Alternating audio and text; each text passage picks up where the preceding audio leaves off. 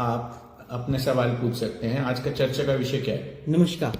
आज हमारे साथ डॉक्टर रचित दुग्गल हैं और आज हमारी चर्चा का विषय यह है कि डायबिटीज को डायग्नोज कैसे किया जाए। बहुत अच्छा टॉपिक रखा संजीत जी आपने। डायबिटीज़ एक बहुत गंभीर बीमारी है और हर 100 में से 10 लोगों को डायबिटीज़ होती है। आई एम अ डायबिटोलॉजिस्ट और मेरा फ़र्ज़ है कि लोगों को एजुकेट किया जाए। डायबिटीज़ बहुत कॉमन है पर लोगों को पता ही नहीं लगता कि उनको डायबिटीज़ हो गई है।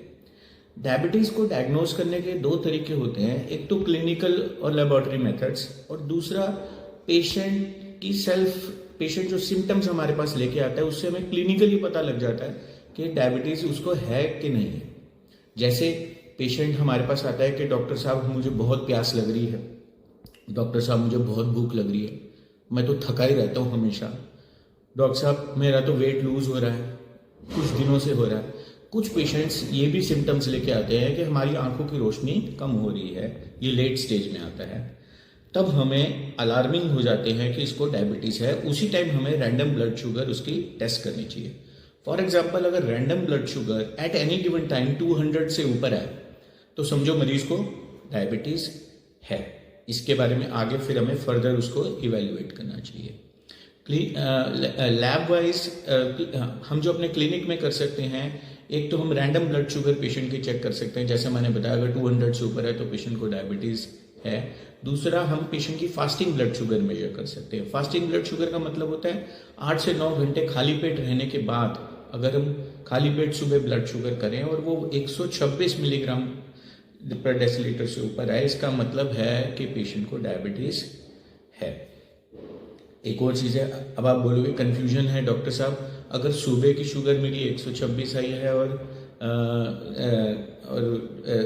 200 से कम आई है या 200 से ऊपर रैंडम ब्लड शुगर है और मॉर्निंग ब्लड शुगर ठीक आई है, तो उसके लिए एक तीसरा टेस्ट है जिसको बोलते हैं ग्लूकोज टॉलरेंस टेस्ट।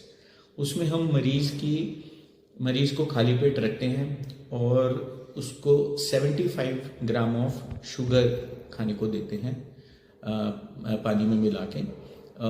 उसके बाद हम उसके 2 घंटे बाद हम मरीज़ का ब्लड शुगर चेक करते हैं और वो अगर 200 से ऊपर है तो इसका मतलब मरीज is diabetic.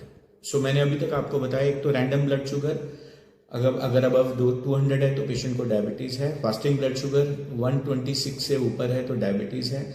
Glucose tolerance test में अगर पेशेंट की ब्लड शुगर 200 से ऊपर आती है यानी 75 ग्राम ऑफ शुगर देने के 2 घंटे बाद, तो मरीज को डायबिटीज़ है। चौथा जो सबसे इंपॉर्टेंट गोल्ड स्टैंडर्ड टेस्ट है डायबिटीज़ मेजर करने का, वो है HbA1c टेस्ट।